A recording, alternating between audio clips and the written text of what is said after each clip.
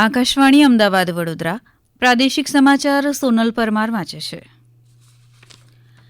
રાજ્યની સ્થાનિક સ્વરાજની ચૂંટણી માટે આજે મતગણતરી થઈ રહી છે.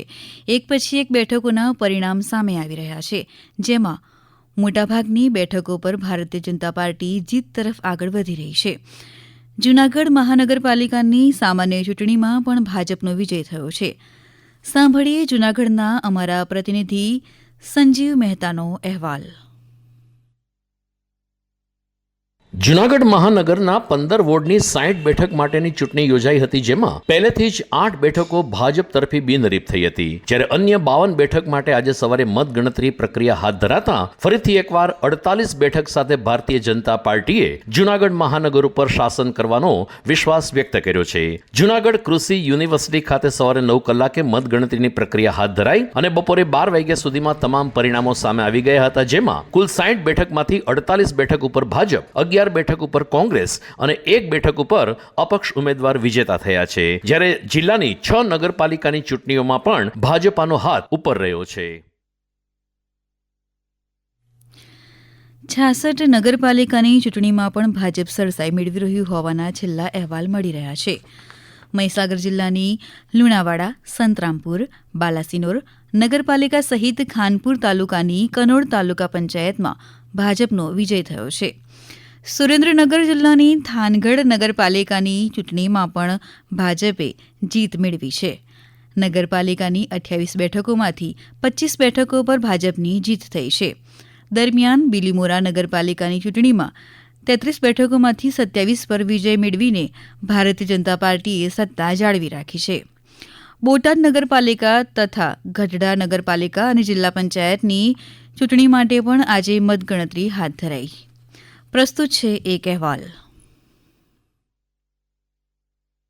સ્થાનિક સ્વરાજ્યની ચૂંટણીને લઈ આજરોજ યોજાયેલ મતગણતરીમાં બોટાદ નગરપાલિકામાં ભાજપને 41 બેઠક અને કોંગ્રેસ પક્ષને 3 બેઠક પ્રાપ્ત થયેલ છે. જ્યારે ગઢડા નગરપાલિકામાં ભાજપને 18 બેઠક અને કોંગ્રેસને 10 બેઠકો પ્રાપ્ત થયેલ છે. પાળિયાદ જિલ્લા પંચાયતની એક પેટા સીટ માટે યોજાયેલ ચૂંટણીમાં ભાજપ વિજેતા થયેલ છે. આમ બોટાદ અને ગઢડા નગરપાલિકા બંને ભાજપે વિજેતા થઈ અને હસ્તગત કરેલ છે.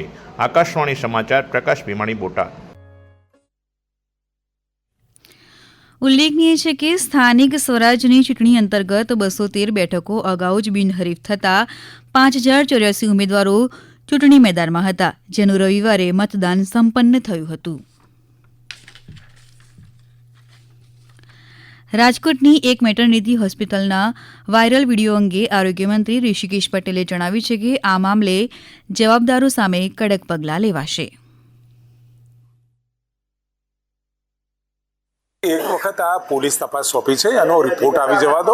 જે બનાવ બન્યો છે એ કેવી રીતે બન્યો છે, એના સીસીટીવી કઈ હોસ્પિટલના છે, હોસ્પિટલનું શું કહેવું છે, સીસીટીવી એના કોઈ કેમેરા હેક થયા છે કે કેમ, આ બધી બાબતો ટેકનિકલ છે અને ટેકનિકલ બાબતોની પોલીસ તપાસ પછી આપણા જાણમાં આવશે તો પછી એ નક્કી કરીશું.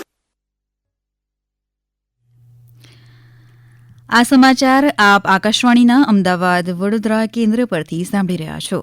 આ સમાચાર આપ અમારી YouTube channel AIR news Gujarat પર પણ સાંભળી શકશો. વધુ સમાચાર માટે અમારી વેબસાઇટ newsonair.gov.in/gujarati અને અમારા એક્સ હેન્ડલ AIR_news_ABAD ને ફોલો કરશો.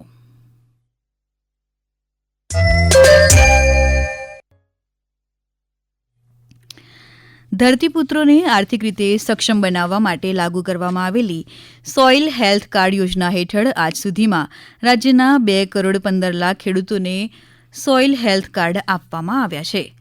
ખેડૂતો માટે આ પ્રકારની યોજના અમલમાં મૂકવાવાળું ગુજરાત દેશનું સૌપ્રથમ રાજ્ય બન્યું હતું.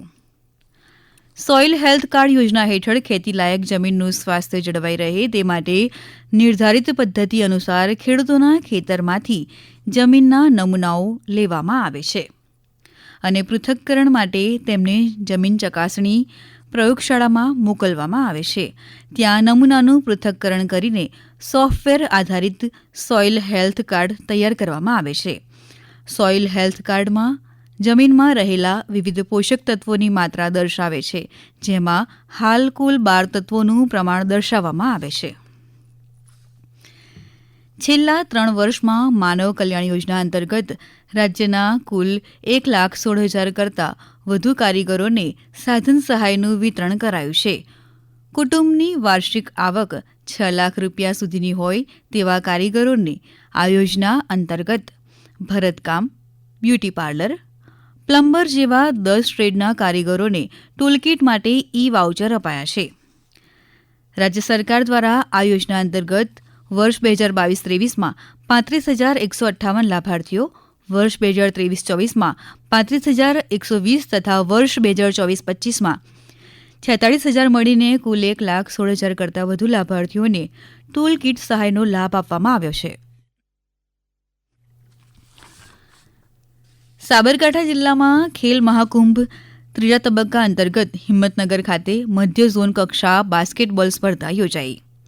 આ સ્પર્ધામાં 8 ટીમોએ ભાગ લીધો, જેમાં અમદાવાદ શહેર ટીમ પ્રથમ ક્રમાંકે અને બનાસકાંઠા ટીમ દ્વિતીય ક્રમાંકે રહી હતી. આ બંને ટીમો હવે રાજ્ય કક્ષાએ ભાગ લેશે. વડોદરામાં આજે મહિલા ક્રિકેટ પ્રીમિયર લીગ WPLની 5મી મેચ રમાશે. ગુજરાત જાયન્ટ્સની ટીમ એશલી ગાર્ડનર અને મુંબઈ ઇન્ડિયન્સ હરમનપ્રીત કૌરની આગેવાનીમાં મેદાનમાં ઉતરશે. આ મેચ સાંજે 7:30 વાગે શરૂ થશે. આ અગાઉ ગઈકાલે રમાયેલી મેચમાં રોયલ ચેલેન્જર્સ બેંગલુરુએ દિલ્હી કેપિટલ્સને 8 વિકેટથી પરાજય આપ્યો હતો. આકાશવાણીના અમદાવાદ વડોદરા કેન્દ્ર પરથી પ્રાદેશિક સમાચાર પૂરા થયા.